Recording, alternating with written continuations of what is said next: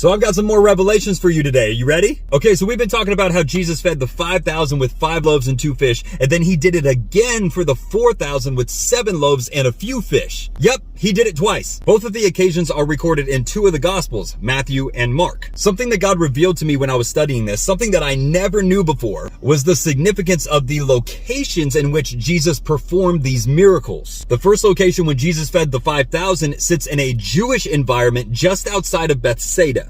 And the second location when Jesus fed the 4,000 sits in a Gentile environment at the borders of Decapolis. Bethsaida is at the northern tip of the Sea of Galilee, and Decapolis is at the bottom, the southern end. So why is this important? All throughout scripture, we see, of course, that Israel is God's chosen people. God's gift of salvation passed through the Jews and then down to the rest of the world. The disciples learned after Jesus' resurrection that salvation was both for Jew and for Gentile. But Jesus, because he knew this, knew that feeding the 5,000 first would represent more than just food. Take a look at this. This was my next revelation. When we examine the text further in the original Greek, there are 2 different words that are used to describe the baskets that are taken up of extra food after these miracles. When Jesus fed the 5,000, it says that 12 baskets were taken up. The Greek word here is kophanos, which means hand baskets. Basically what you would picture them carrying food in. But when Jesus fed the 4,000 though, it says that 7 large baskets were taken up.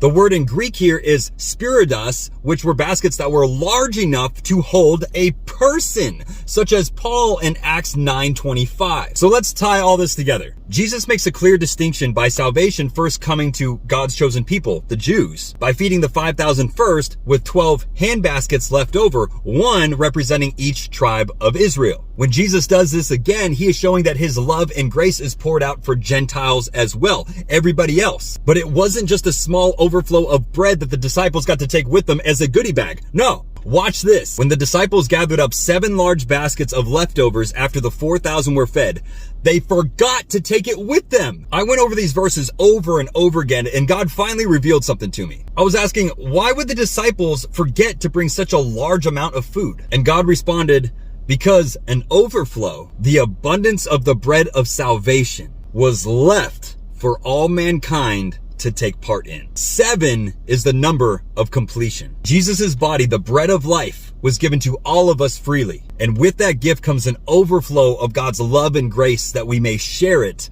abundantly, lest no man should perish. The disciples or Israel had their overflow first, and now we as the rest of the world have ours, bringing to completion the purpose of why Jesus came.